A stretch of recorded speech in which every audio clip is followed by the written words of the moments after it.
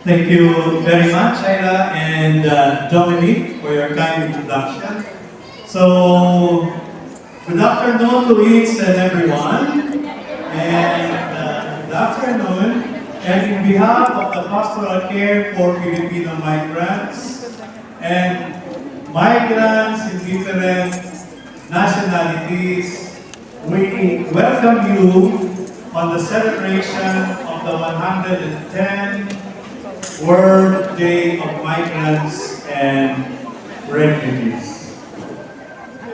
This celebration was established by the Church in 1914. So that is why it's been celebrated for the past 110 years by Pope Pius X for the intention of bringing to the attention and prayer of ecclesial and civil communities the reality of migrants and refugees, and also to show closeness to people on the move. Pray for them as they face many challenges and raise awareness about the opportunities offered by migration. God walks with His people is the theme chosen by Pope Francis. He said, "We are all migrants on this earth, on our way to our true homeland." Furthermore, he said, "So on this special day, I invite you to walk together." So brothers and sisters, let us walk together with Jesus as we face the many challenges of life away from our own families. As you know, we are joined today of about 272 million migrants all over the world. This is according to the PIN Global Migration figure. And according to our Philippine Statistics Authority, the latest number of OFWs around the world was estimated at around 2.16 million. Only Philippines. And in Macau, we are about more than 13,000 Filipino migrants. We comprise the largest number among the migrants. Alam po ninyo, last September 18, it's a holiday. I was at San Malo, and I have seen and meet many OFWs. I will say it in Tagalog. Nang nakita ko po sila, ang sasaya po ng mga mukha nila. Hindi lang masaya. Ang gaganda po pala ng mga OFW dito sa Macau.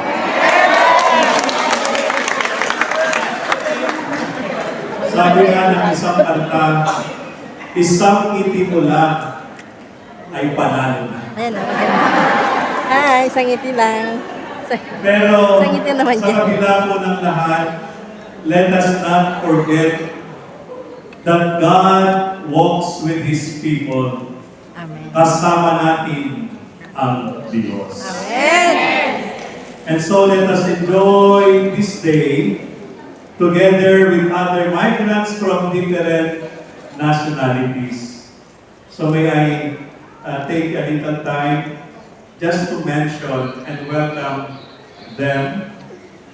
First, we welcome our Consul General of the Philippine Consulate General Macau, Honorable Porfirio Mayo Jr.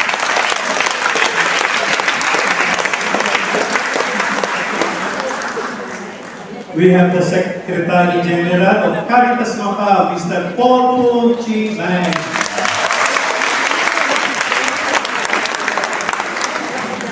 We have the Consul for Protocol and Consular Affairs, Indonesian Consulate General Hong Kong, Honorable Tito Natul Marati.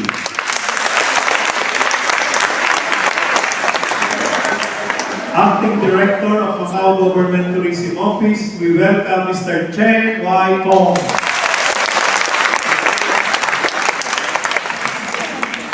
One of the many Filipino priests who are serving the pastoral care of Filipino migrants. Let us welcome Father Felipe Bacalso, SJ.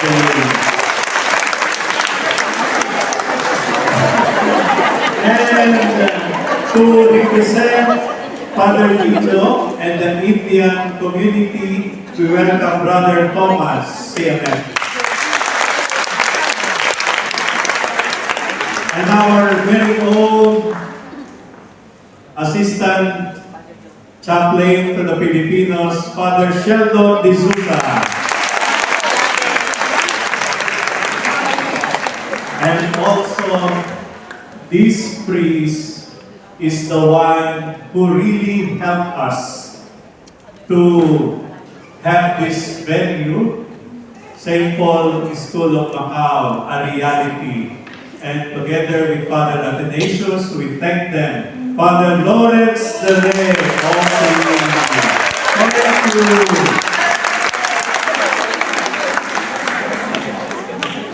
And of course, we have a priest who has been serving Filipinos here in Macau, and we see him every now and then at San Agustin celebrating the Mass with us and other sacraments. We welcome Father Joey Matlia.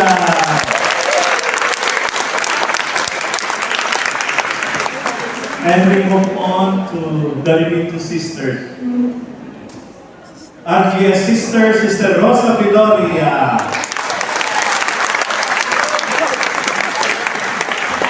We welcome Seminole Sisters, Sister Judet Galianes.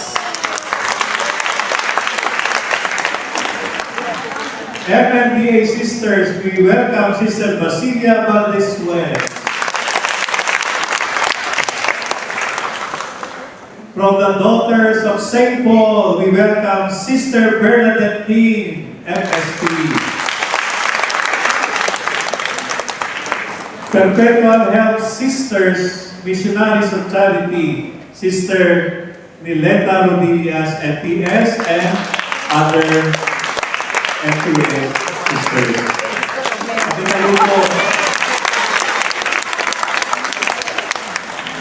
We have also the presence of FMM sisters, Salesian sisters. Welcome. Il Marcinas de Maria de Nazareth, Colossian sisters, Sister Margarita Lopez, LSMN.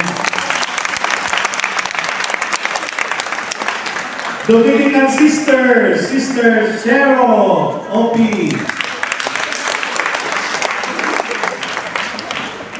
And of course, the one who gives us our bread every now and then. Every week we have bread, 2 times a week. We thank the Oxfam community, Ms. Suki Leon.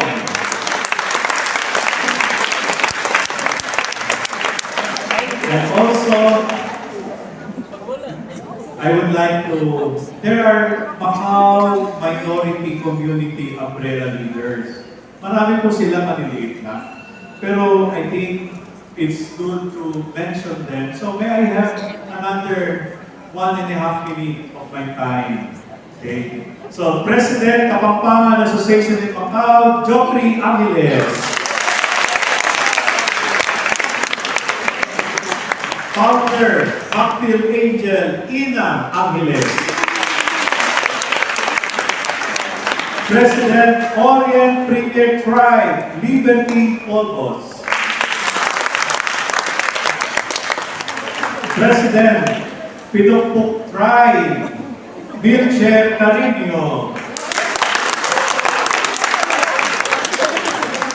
Vice President, TMI Master Founder, Jelay.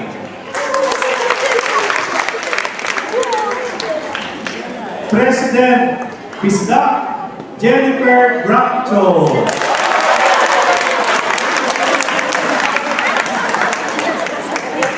Governor CIA DAS SI Baru Arupa Teddy Daluyan. Director Narian Macau Chapter Ariel Castillon. President Waraynon Janet Adejas.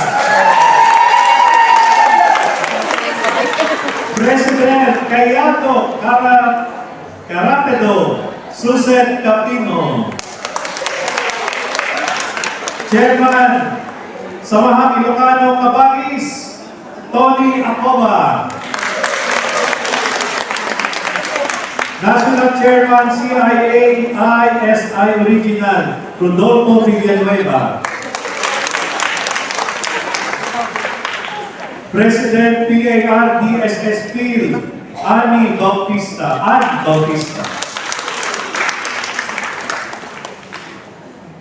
Coach Founder Barriers Academy Alvin Cabaluna.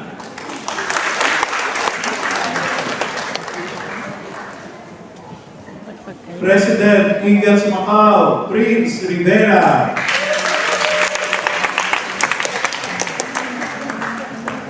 Bismarck President Arlen Vainas Canilio.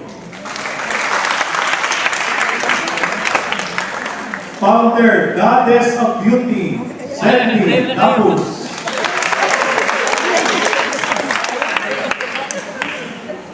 President the Overseas Vietnamese Association of Macau, Dong Trong Duc.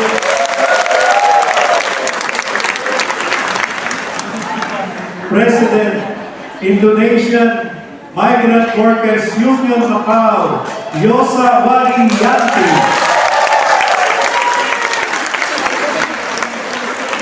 Chairwoman Peduli Yuliani. First. President, Non-Resident Nepalese Association, Purna Jorali. President, Myanmar Social Club Macau, Ricky Mayin.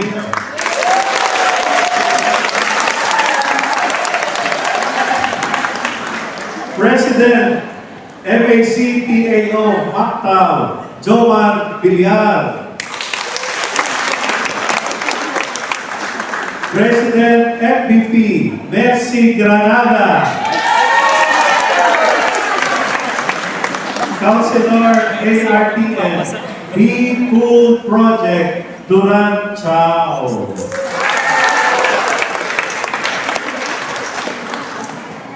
If I miss somebody or a group, my apologies. So this is what has been given to me. So, in behalf of all the members of different nationalities, we welcome you to the 110th World Day of Migrants and Refugees.